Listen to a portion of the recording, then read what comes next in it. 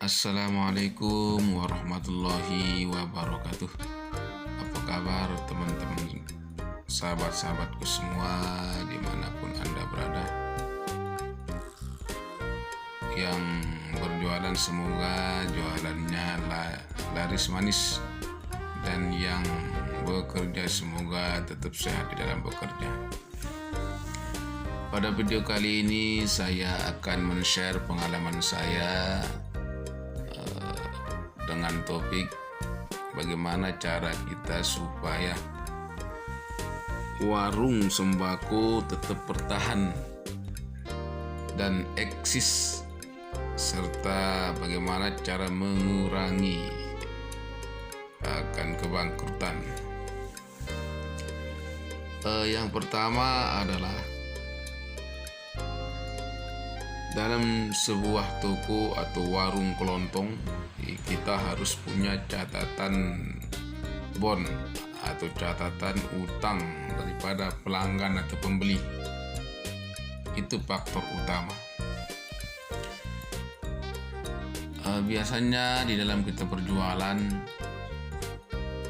itu ada pembeli yang suka ngutang. Nah, kalau kita tidak catat utangnya itu, maka kita akan kehabisan modal, sehingga modal kita tidak ada dan kita tidak bisa kulakan lagi karena tidak ada modal. Nah, itu biasanya penyakit yang terjadi dalam toko kelontong atau warung sembako, teman-teman.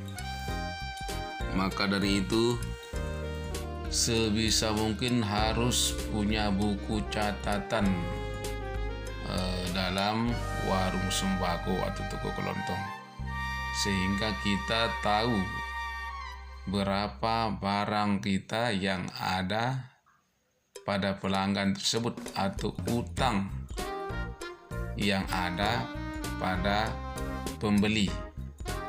Kita bisa ngontrol seperti itu. Dan harus punya prinsip ya, dalam berjualan itu kita boleh-boleh saja memberikan bon atau mengasih utang ya, tapi dengan syarat misalkan 1 bulan dia harus bayar. Jadi kita bisa mengingatkan apabila sudah waktunya 1 bulan, kita boleh menagihnya seperti itu. Kalau tidak seperti itu, maka mereka akan semau-maunya mengutang, sehingga ini memicu untuk terjadinya kekurangan modal dalam toko atau warung sembako. Itu yang pertama. Kemudian yang kedua adalah jangan mengambil uang toko untuk kebutuhan pribadi melebihi pendapatan bersih atau keuntungan kita berjualan dalam sehari. Misalkan seperti ini, teman-teman, kita punya pendapatan itu, taruhlah sehari kita jual bensin laku 40 liter. Dalam 1 liter itu untungnya 2.000, jadi 80.000. Terus rokok, jadi kita bisa perkirakan lah, misalkan sehari itu 150 atau 200. Nah, kita bisa mengambil atau boleh ngambil ke toko 50.000 atau 100.000, tetapi jangan sampai melebihi pendapatan kita sehari ya, seperti itu, teman-teman.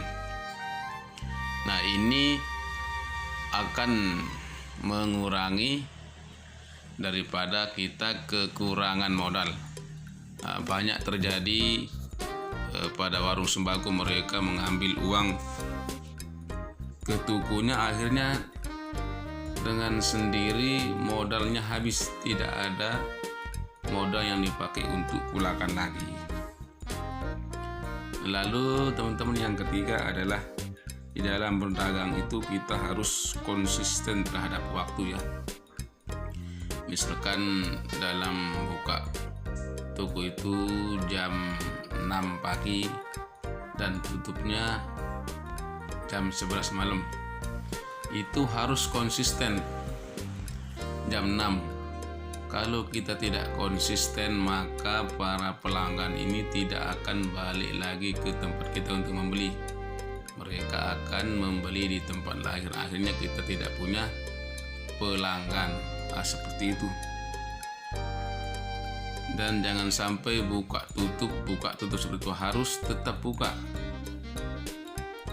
Jika demikian, maka insya Allah warung kita akan bertahan atau tetap eksis dalam berjualan.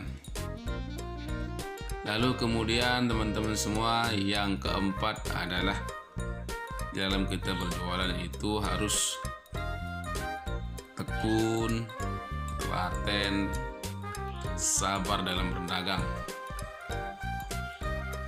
Walaupun sepi ataupun rame, jadi kita tetap semangat ya kawan-kawan. Rezeki itu sudah diatur oleh Allah Subhanahu wa Ta'ala. Kalau rame ya syukur alhamdulillah, kalau sepi ya tetap kita bersyukur. Semoga jualan kita tetap laris manis.